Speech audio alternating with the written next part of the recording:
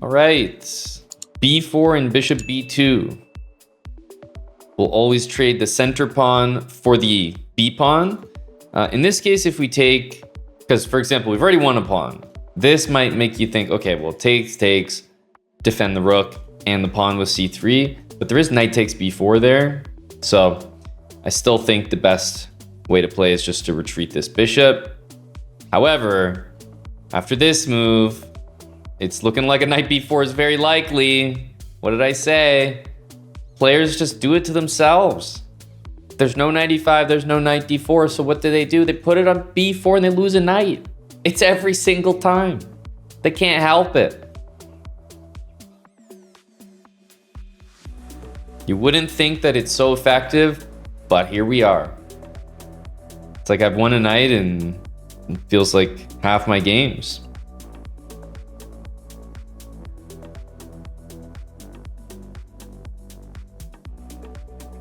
And now we're up 2 pieces. Black can't castle. Quite comfortable at this point. Let's give a check here. We also have this move, which I think I am going to throw in now.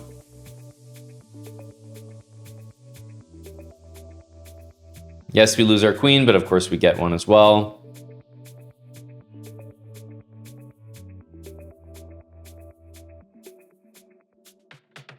Yeah, this pawn is also very easy to defend with knight d4 and bishop e5 if needed.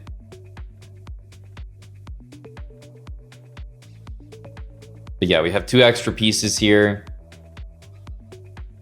The knight b4 move, hopefully everyone here is very used to how we win that piece because it just happens every time. It's not even something we have to think about anymore. Knight b5 should do a good job winning this pawn and perhaps material as well. Let's take here. And I think knight f5 should do a good job here. King f7, knight d6.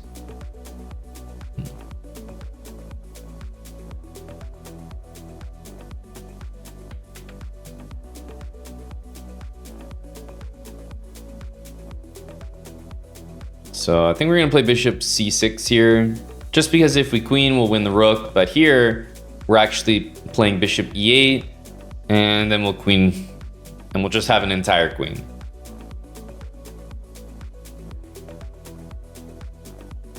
Haven't even moved our king or our 2 rooks, able to get it done with just these pieces left on the board.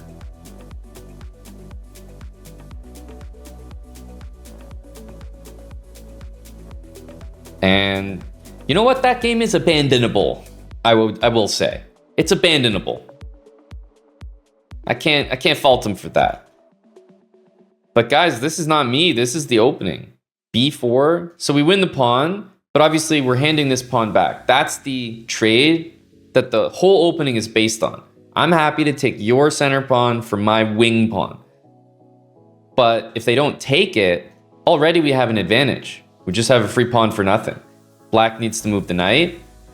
But what normally happens from Black's perspective is they think, well, I can't play these moves. Let me, find the next most aggressive square. And it's always this. They always choose it and the knight gets trapped. There's nowhere to go. So this feels like something we can get used to just a little bit. And we certainly have. This is not the first time we've seen this. Okay, let's go. It's time for b4, bishop b2. Take the pawn in the middle of the board, take on g7, and win our free rook. What a great time to be alive. Queen g5, let's go ahead and take. And we'll go...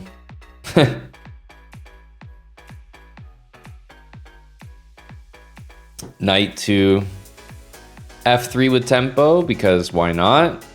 And then I guess to rescue this bishop, why don't we go bishop c3 and offer a trade? Anything goes here because we just have so much extra material. So we can do pretty much whatever we want.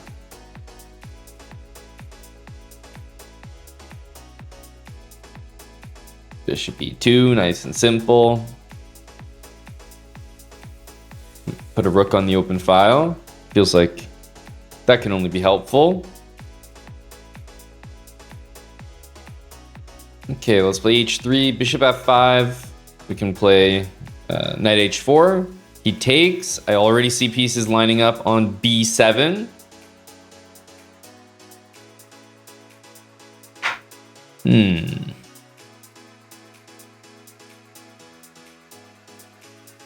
Takes. I have a feeling that this might happen. I'm going to play f4. And I was going to say queen g3 is there, but I thought that f4 would be the perfect bait to take back on g2. Because I could just tell that he would forget this bishop from so far away, so...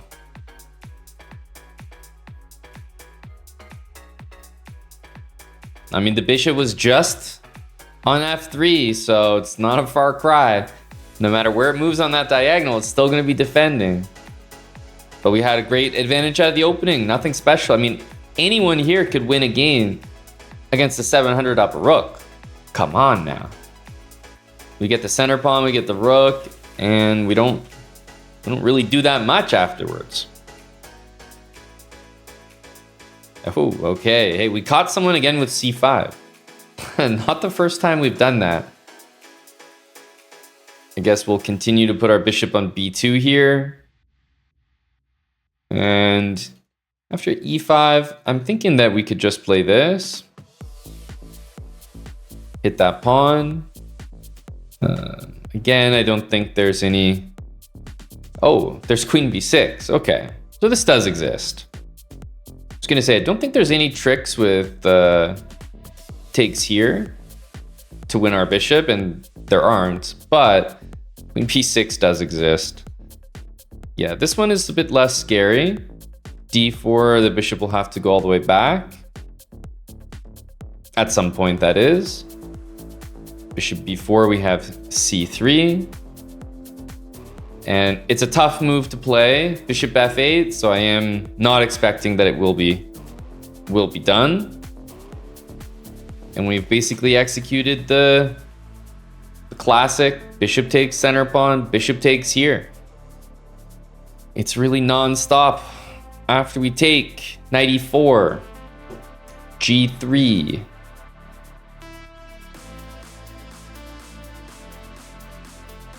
Queen f6, the bishop gets you from behind. Okay. Knight takes c3 is definitely a move here.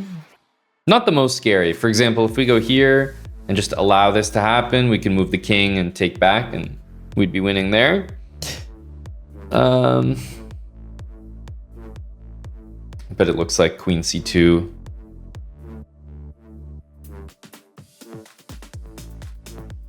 Should be pretty good. If you play d5, then you actually lose this bishop over here.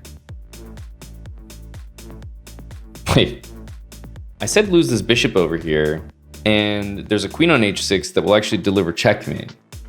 What is this game? These are some weird looking tactics here. What the hell? The pieces are just in such strange places. Like I just don't think I've ever been in a position like this. So now we're teetering on potential trouble because rook f8's rook c8's gonna be the next move. c3 will be hanging. Our queen is also under attack. So we have to go back. But where do we go back? Queen a3, rook c8. I mean, you have to kind of stop this move. Bishop here. Knight takes.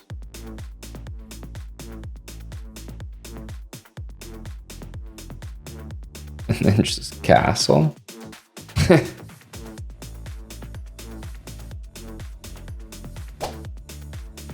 Also, I just realized there's bishop takes c3 with queen d2 mate. Well, obviously we would take with the queen, but what are these tactics? These are some strange tactics here. Of course, rook c8. This move makes the most sense.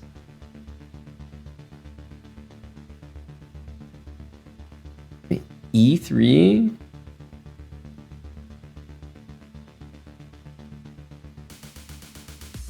Maybe well, because now I have to play e3 because I think bishop c3 is a serious tactic. And I think knight takes c3. Now we can take here.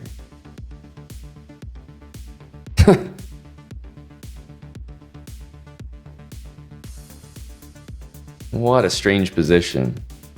Now knight back, then knight d2. And we've stopped this. Okay, and takes, we can guard this check now. Bishop b5 is kind of helpful. What a strange position. We were about to basically take this bishop, would have lost the game. Huh. Well, that's a check. And I suppose we should take this one with check as well. Get castled. Resignation is a little bit friendly, I would say. I trust us to get it done, but what on earth is happening here?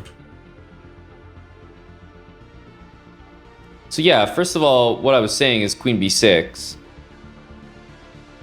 This is, again, an extremely unique situation because you almost never have a situation where there's no b pawn here and that the queen can move out. So this is extremely unique. And as a result, of course, there are going to be tactics with queen b6, and there were definitely many here. Now, queen b6 right away, not the end of the world. I was a bit more bothered by this. And it's like, you know, this line is probably just not great. After knight d4, we'll struggle a little bit down material, but definitely playable, but certainly not good. And so then we get in a position where like it should be completely winning. Queen h6 gets played. d5. And yes, bishop g2 and castles is really nothing to worry about. Like after queen a4. Jesus.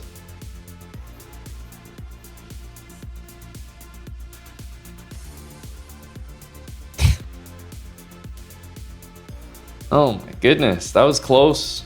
I won't say there was really a chance that I would have pre-moved queen a5, but it's almost like if perhaps the guy had played bishop d7 a little bit faster, or I don't know, the stars had aligned a little bit differently, I think we would have definitely just taken, and then it would have been up to him to find queen c1, but I think he could have.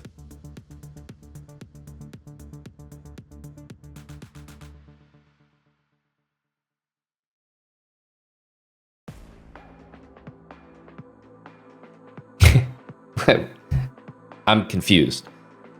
You guys are checking how old the account is and saying that it's a smurf when he did not play a winning, well, not winning, but he did not play a good move here, and then he blundered a rook.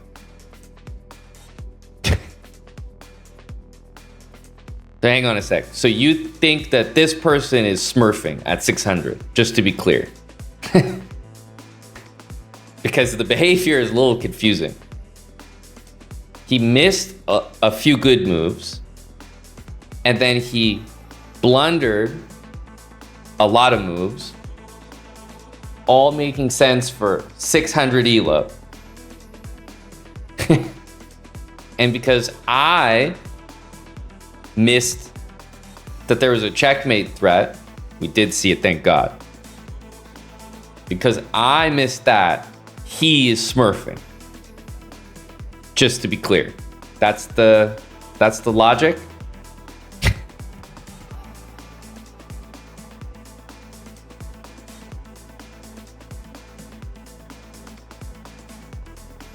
This is a very poor, yes, this is the hive mind. You guys are behaving like Redditors. That is not a logical path. That's not how that works. All that happened here was we had a 600, fail to play many good moves, hang a lot of pieces, and ultimately lose the game. What we saw from me, however, was damn near allowing checkmate in one. But that doesn't have anything to do with him. So I'm really struggling here. Yeah, it's an impossibility practice.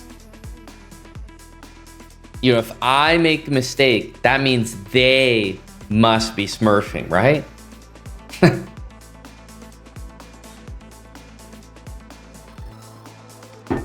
Just some strange behavior. Not sure I follow that one. We'll leave that one with the chat. Okay, b4 and bishop b2. Oh. Well, we know what move is going to be played because it must. No knight f6.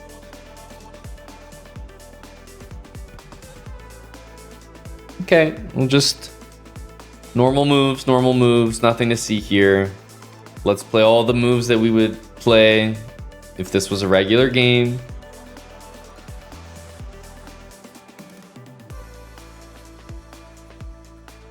Castles, knight c3 perhaps.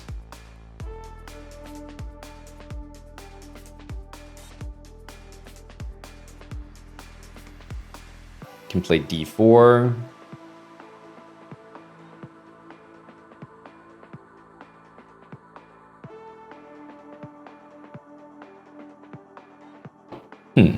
This move always makes me want to play knight to g5.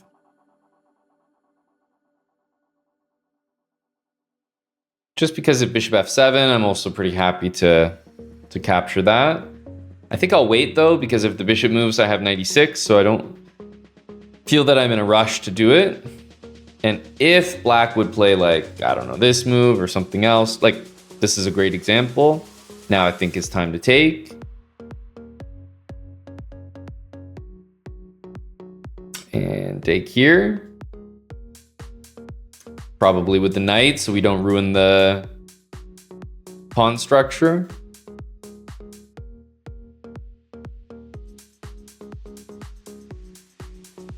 Loose threat of knight e6.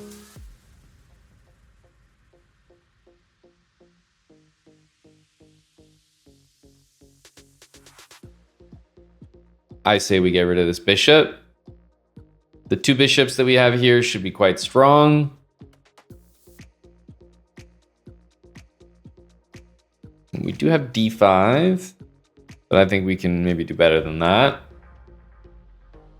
It is pretty good though, because after we take b5,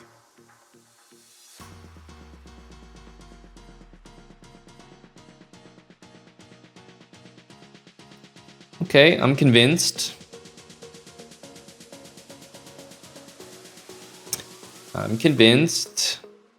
He's got to take here. Let's take back, I think, with this one.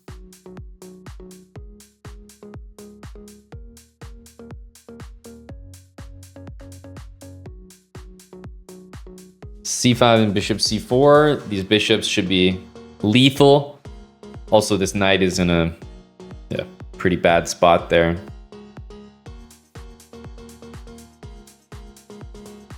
So I think we're winning some material here. Oh, definitely winning some material now.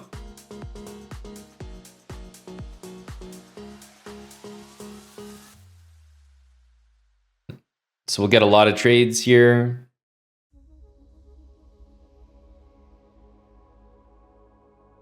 I'll just take everything.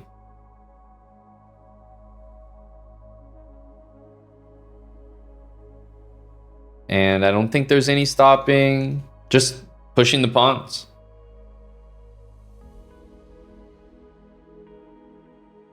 This knight cannot really go anywhere. We're using our bishop and our pawns to restrict it totally.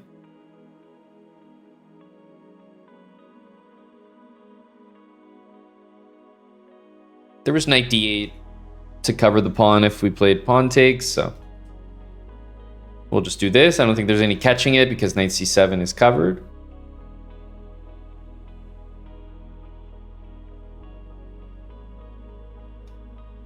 And should be able to deliver some sort of checkmate here.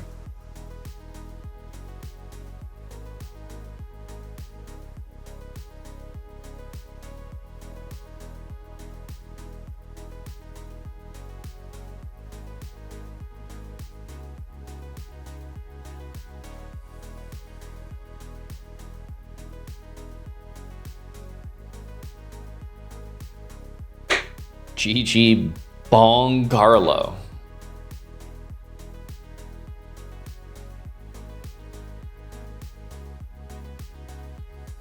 A bit of a funny one because definitely g6 does not make a lot of sense after b4. White obviously gets here first, so you have to waste some time.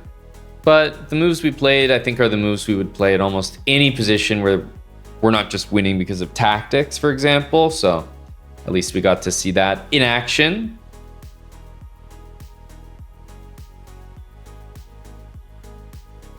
We want to play bishop b2, and I like to have it hovered and ready to go so that it kind of looks like maybe it could be a mistake, like it hangs the pawn.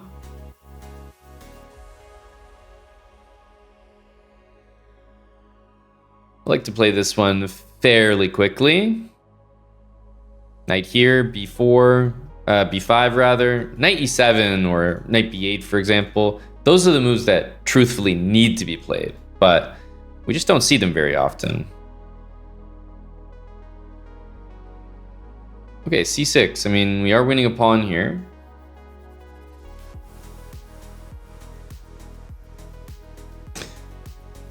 Bishop b4, we can always drop back with bishop c3. After knight d7, if we play bishop here, then I think there's knight e4, which is maybe not the absolute best. So I think bishop b2. And as strange as it seems, now I'm going to play bishop c3, which is a little bit of a better order than doing it directly.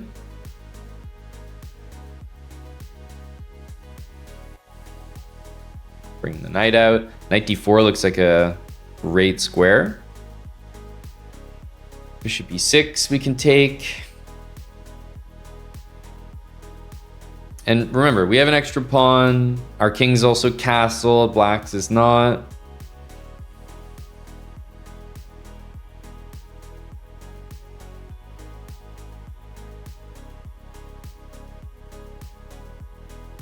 I think the rooks belong on b1 and d1.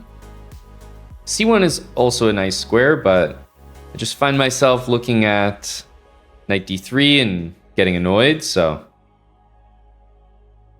I'll start with these for now. Keeps it closed, probably a smart decision. We can go b3 here.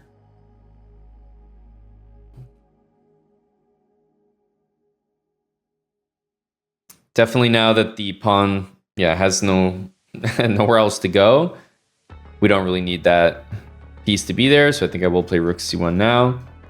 b6, reasonably helpful move to see because then we could head to the c6 square.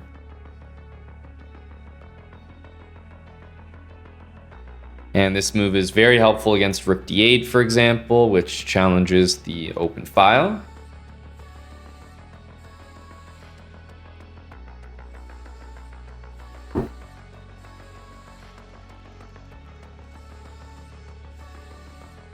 Ooh, he didn't even play king e8, where he would have been able to take some material.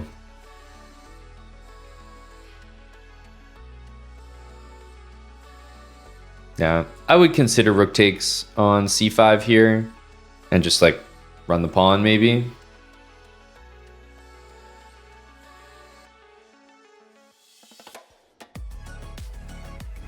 Rook c6 is great, but knight f4 trading pieces cannot be a mistake.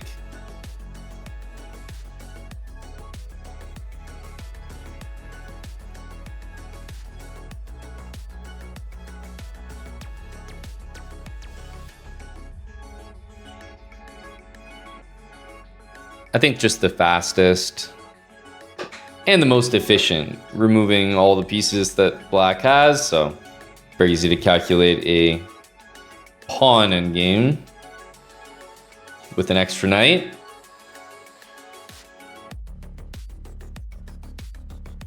GG. Credit to our opponent for not playing knight b4.